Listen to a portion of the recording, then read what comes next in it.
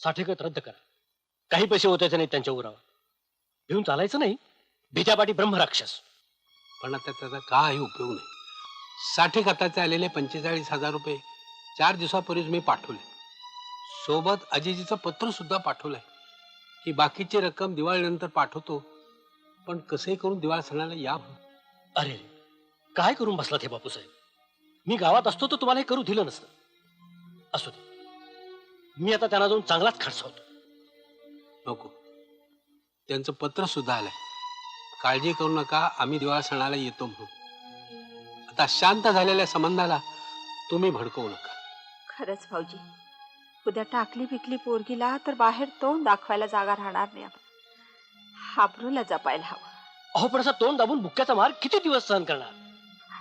पण ते किती राहिलंय. दिवाळ सण झाला की सुटलो.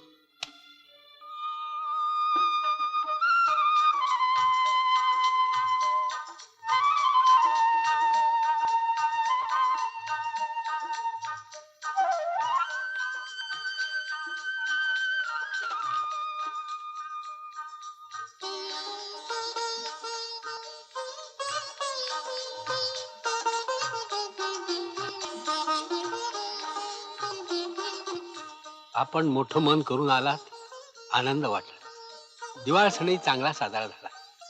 शकुनाचे म्हणून आता 5,000ची सोय केली.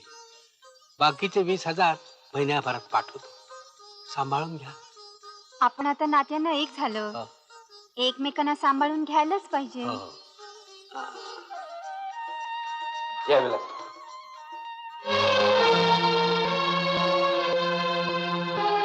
हे काय चाललंय आई? काय म्हणजे दिवाळ सण दिसत नाही का? दिवाळ सण का दिवाळ काढायचा सण? उगीच काय बडबडू नकोस. तुला काय झालं खवळायला? काय झालं? ही नोटीस वाच, डोळे फाडून वाच आणि दादालाही दाखव. तुमचा हा दिवाळ सण साजरा करण्यासाठी यांना आपलं हे राहतं घर विकावं लागलंय. पुरतं गिळून टाकणार की काय तुम्ही या कुटुंबाला? हे घ्या बापूसाहेब, एक कवडी सुद्धा द्यायची नाही या बकासुरांना. माझा ऐका ज्योती, दिवाळीच्या आनंदात विरजण नको. आम्ही राजी खुशीन देतो हे पैसे. बसा विसरा. बसा काय? लाज नाही वाटत? सासऱ्याच्या काळजाचे लचके तोडताना. ज्योती, शुद्धीवर आहेस का? आमचा अपमान करतेस दुसऱ्यांच्या घरात. अरे दुसऱ्याच्या माना कापून स्वतःचा मान मिळवताय तुम्ही.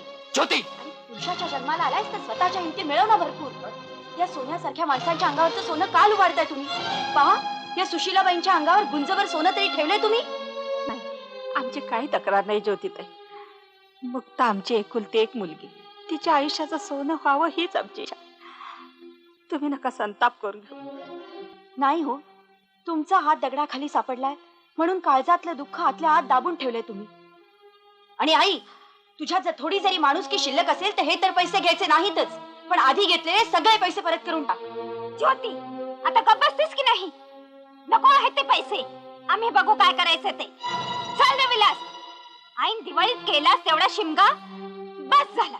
चला आता, चल रे विलास. नको नको, मी हात जोडते, पदर पसरते, पण आई दिवाळीच्या दिवशी असं रागवून जाऊ नका हो. विलासराव, आमचं काही म्हणणं नाही. घ्या हे पैसे, पण आपण तरी थांबवा आई साहेबां. घे, अरे घे ना पैसे, पण मी मात्र क्षणभरही थांबणार नाही इथं तुमचा अट्टल खायला पाहिला. या सगळ्यांच्या देखत एक मात्र बजावते. याचा राग तुम्ही माझ्या वहिनीवर काढलात ना, तर तिची बाजू घेऊन लढायला मी खंबीर.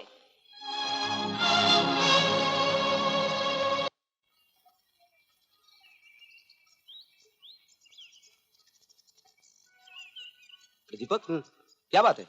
मी येतो, तू जरा थांब. हे बघ, मी पान दुकानापाशी आहे. ओके. तू ये.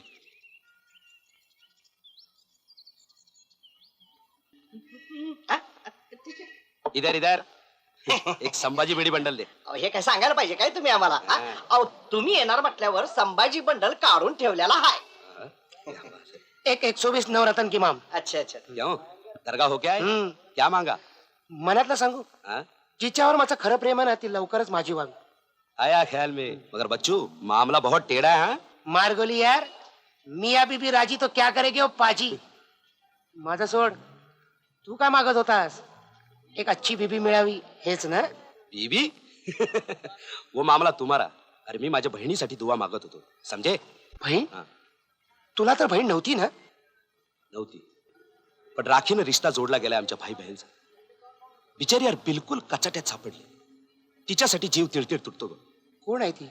आमची धाकटी मालकीण मुक्ता भाभी. काय सांगतोस? हा, चल तुला सगळं काय सांगतो. आता गप बसून भागणार नाही. हा, हे पैसे ले बाय. चल.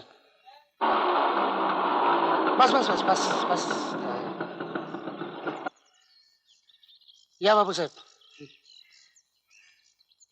बघा बाबूसाहेब, तुम्हाला चरकात पिळून घेतलेली गाडी कुणाच्या दारासमोर उभी आहे. Urvashi dancing party. हम्म, कमाल आहे. हो, तुम्ही सांगितलेल्या गोष्ट ऐकून डोकं अगदी सुन्न झालंय हो. हे प्रत्यक्ष पाहिलं. आणखीन दाखवतो. चला. कुठं? माडीवर. हा? गाडीचा पुरावा पाहिलात, आता माडीचा पुरावा दाखवतो. तिथं तुम्ही काही बोलायचं नाही, मीच बोलणार. चला. चला.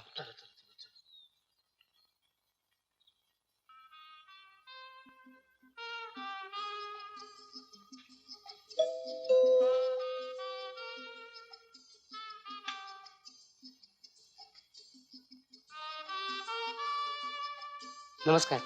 या हं. या ना. हं.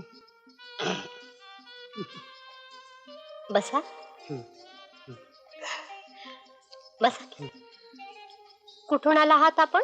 आम्ही अमरावतीहून आलो. असं का? तुमची कीर्ती फार ऐकली होती.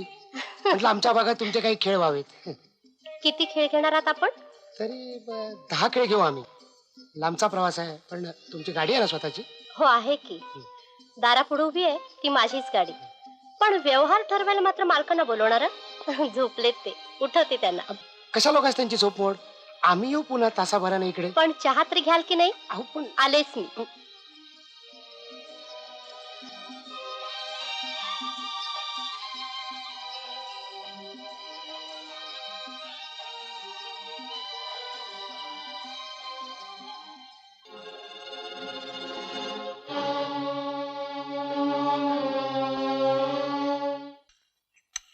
मुक्ता, ए मुक्ता.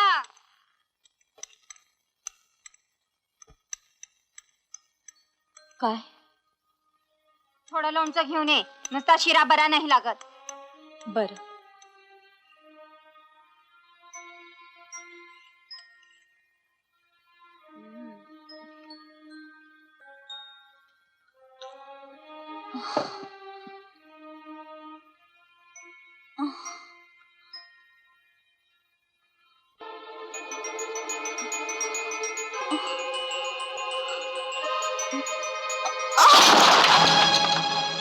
अरे काय फोडलं हिने? जळला मेला तुझं लक्षण.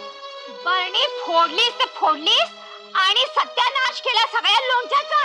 आता हे कोण भरून देणार? तुझी आई का तुझा बाप? ते दळ भद्र काय देणार? दिवाळ सणाचे सुद्धा पैसे दिले नाही.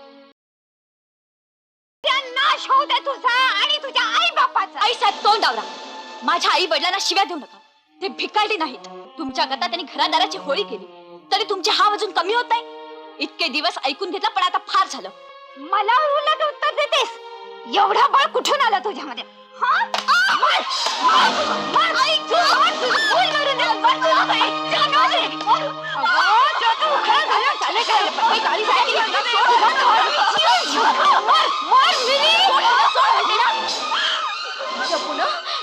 जपून.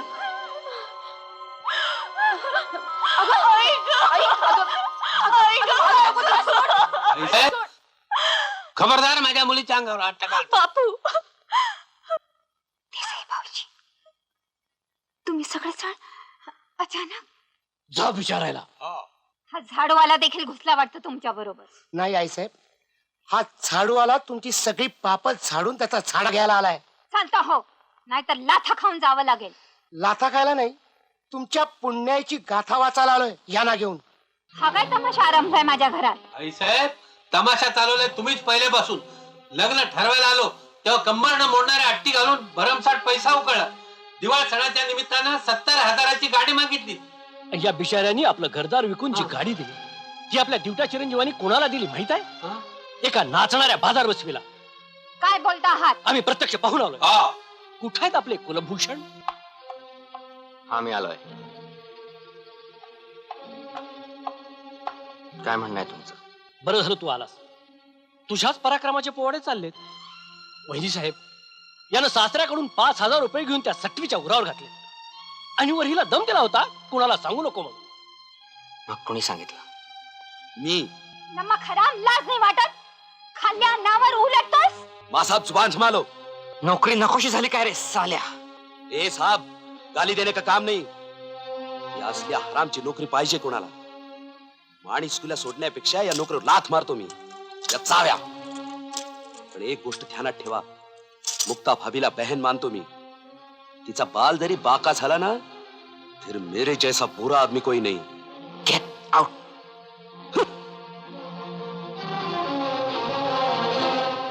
विलास, काय म्हणतात हे? ते काय वाटेल ते म्हणतील. एका फडतूस ड्रायव्हरच्या सांगण्यावरून. पुरावा काय आहे? पुरावा? हा पुरावा आधी आपल्या पूज्य मातोश्रीनं दाखवतो. वहिनी साहेब हे बघा, किती चांगल्या भावने मी हे लग्न जुळवलं होतं. यांना सांगितलं होतं सोन्यासारखं स्थळ आहे, हातचं सोडू नका. पण सोनं राहिलं, पितळ मात्र उघडं पडलं तुमचं. विलास, कोण आहे ही बाई? माझी प्रेयसी. डरतो की काय सांगायला? काय हे दादा, लाजेनं मान खाली घालायला लावलीस तू. लाज कसली त्यात? पुरुष आहे मी. वहिनी साहेब सत्कारच करायला पाहिजे आपल्या सुपुत्राचा. काही बिघडत नाही. श्रीमंतानीच करायचे असतात असे शो. आता मात्र कळस झाला. बापूसाहेब तुम्ही घेऊन जा मुक्ता बहिणीला. त्यासाठीच आलोय मी. माझं घर दाड गेलं तरी माझी मुलगी मला जड झालेली नाही. चल मुक्ता. थांबा. कुठे घेऊन चाललाय हिला? मला विचारल्याशिवाय. आई साहेब, तुमचा तो अधिकार तुम्ही केव्हाच गमावून बसलाय. चल. विलास, शुंभासारखा काय उभा आहेस? तुझ्या डोळ्यासमोर तुझ्या बायकोला घेऊन चालले. थांबव तिला. थांब मुक्ता, न्यायचं नाही तिला. कपे, ती कोणाची बायको नाही का कोणाची सून नाहीये. ती आहे फक्त तिच्या आई वडिलांची मुलगी. आडवे याल ना तर सगळ्यांना रस्त्यावर फरफटत आणीन. तुमच्या घराण्याची अब्रू 4 भिंतीत झाकलेली आहे, तिला तशीच राहू द्या. उघड्यावर आणायचं असेल ना, चला होऊन जाऊ द्या. आपली पण तयारी आहे. चला हो. याचे परिणाम चांगले होणार नाहीत. बजावून ठेवतो. काय होणार आहे? मेलेलं कोंबडं आगीला भीत नसतं. चला देते काका. काय वहिनी साहेब, कुठल्या थराला नेल्या त्या गोष्टी. आता मुक्ता परत येईल ती एकाच अटीवर. 4 मातब्बर जबाबदार लोकांनी लेखी हमी दिली तरच, नाही तर कधीच. चला बापू साहेब. चल.